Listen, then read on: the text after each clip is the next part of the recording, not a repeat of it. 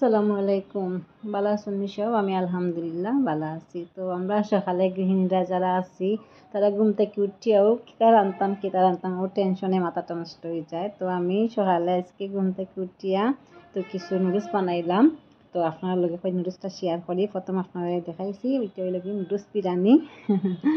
তো আমি কিছু পেঁয়াজ দিয়া তেলটারে গরম করছি, গরম করে কিছু পেঁয়াজ দিছি দিয়া আর একটু হলুদের গুঁড়া দিয়ে আমি বাড়াটিকে নাড়াচাড়া করিয়া দিয়া আর আমি 2টা ডিম রে মানে বাঙ্গিয়া লইছি আর সাথে দিলাইছি কাঁচামরিচ কুচি কুচি করিয়া। তো এগুন তোরে আমি বালাটিকে লাড়াচাড়া করমু। আর আমি কিছু মানে কোনো সবজি দিতে পারছি না, শুধু খালি আলু দিছি নুডলসের মাঝে দিয়ে আমি সিদ্ধ দিয়া লই দিছি নুডলসগুলা।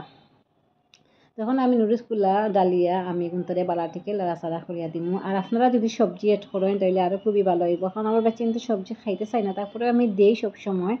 আর আজকে আমি সবজিটা খাইতে ভালো লাগছে না, কইতে সামান্য আলু দিয়েও করিলাই। আপনারা সব ধরনের সবজি মিলাইয়া ওই নুডলসটা করবা, আসলে খাইতে খুব ভালো লাগবে। আমি আজকে সময়ের স্বল্পতার কারণে আমি সবজিগুলো অ্যাড করছি না।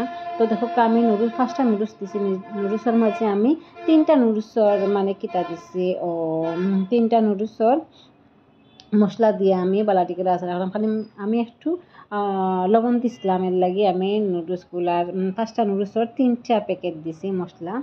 তো আপনারা মানে আপনার পরিমাণ মতো দেন, যেন বেশি মশলা হইলে কিন্তু খাইতে মজা লাগে না। আর ওলা যেহেতু আমি ওলা করছি খুবই মজা হয়েছিল, আপনারাও ওলা করিয়া খাইবা। আর আমার ভিডিও যদি ভালো লাগে তাকে লাইক কমেন্ট শেয়ার করি আমার লগে থাকবা। দেখো খুবই সুন্দর হয়েছে, মজাও হয়েছে।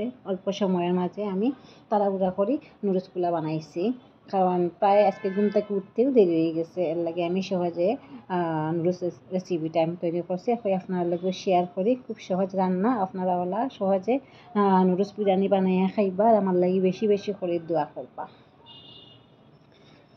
তো দেখো খুবই সুন্দর হয়েছে নুডলস, খাইতে মজা। ভালো থাকবা সব। খুদা হাফেজ। আসসালামু আলাইকুম।